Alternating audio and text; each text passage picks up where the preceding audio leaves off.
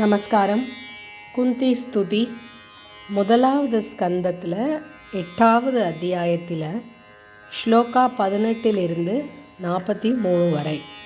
ஓம் நமோ பகவதே வாசுதேவாய. ஓம் ஸ்ரீ கிருஷ்ணாய பரபிரம்மணே நமः. ஸ்ரீமத்பாகவத மகாபுராணம். குந்தி ஸ்துதி. குந்த்யுவாச்ச नमस्ये पुरुषं त्वाद्यम् ईश्वरं प्रकृतेः परम् अलक्ष्यं सर्वभूतानाम् अन्तर्बहिरवस्थितं मायाजवनिकाच्छन्नम् अज्ञाधोक्षजमव्ययं न लक्ष्यसे मूढदृशा नटो नाट्यध्रो यथा तथा परमहंसानां मुनीनाम् अमलात्मनां भक्तियोगविधानार्थं कथं पश्येम हि स्त्रियः कृष्णाय वासुदेवाय देवकीनन्दनाय च नन्दगोपकुमाराय गोविन्दाय नमो नमः. नमः पङ्कजनाभाय नमः पङ्कजमालिने नमः पङ्कजनेत्राय नमस्ते पङ्कजाङ्घ्रये. यथा ऋषिकेशखलेन देवकी कंसेन रुद्धाति चिरं शुचार्पिता विमोचिताहं च सहात्मजा विभो त्वयैव नाथेन मुहुर्विभद्गणात् ईशान्महाग्नेः पुरुषाददर्शनात् असत्सभाया वनवासकृच्छ्रतः मृधेनेकमहारथास्त्रतो द्रौण्यस्त्रतश्चास्म हरेभिरक्षिताः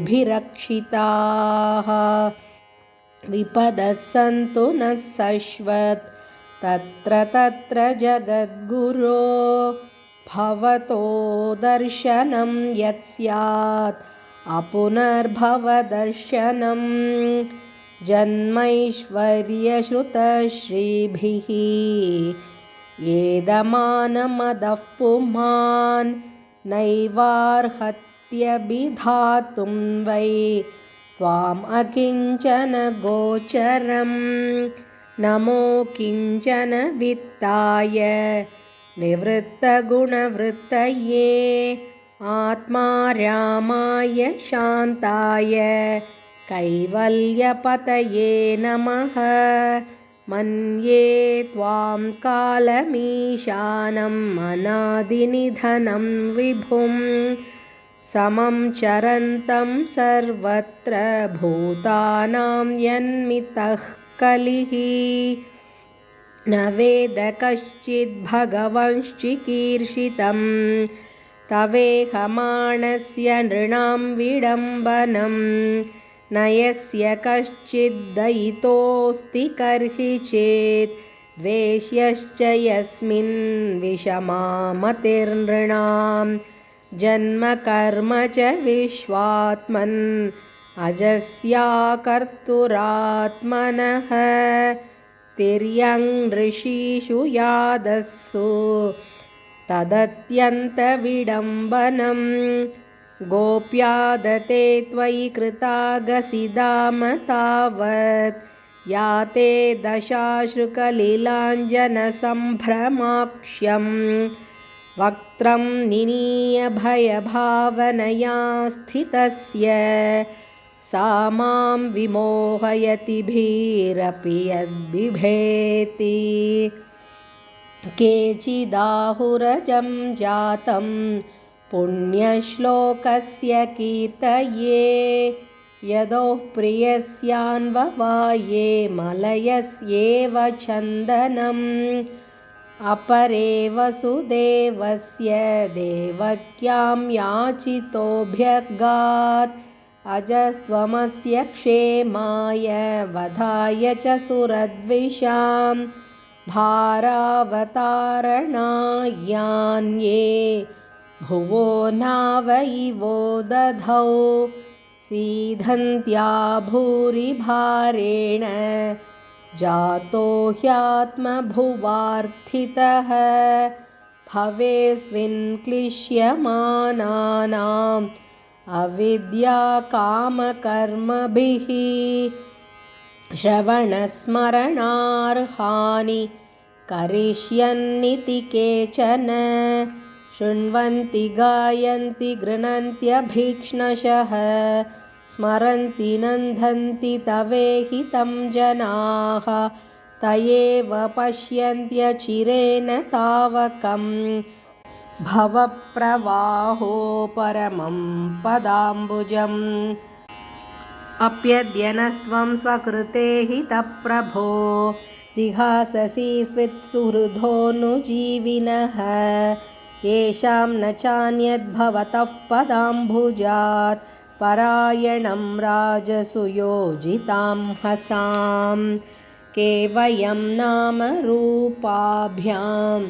यदुभिः सह पाण्डवाः भवतो दर्शनं यर्हि ऋषिकानामिवेशितुः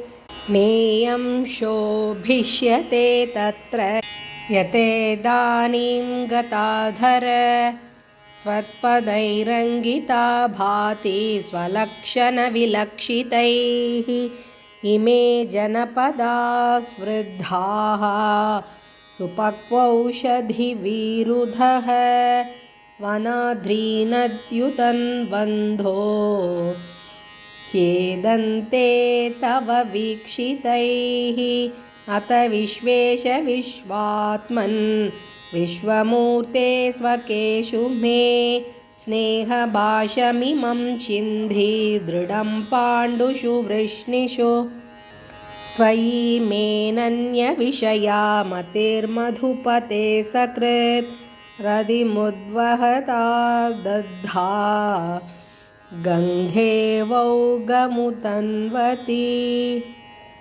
श्रीकृष्ण कृष्ण सकवृष्ण्यऋषभावनिदृक् राजन्यवंशदहनानपवर्गवीर्य गोविन्द गोद्विजसुरार्तिहरावतार योगेश्वराखिलगुरो भगवन्नमस्ते इति श्रीकुन्तिस्तुतिः समाप्तम्।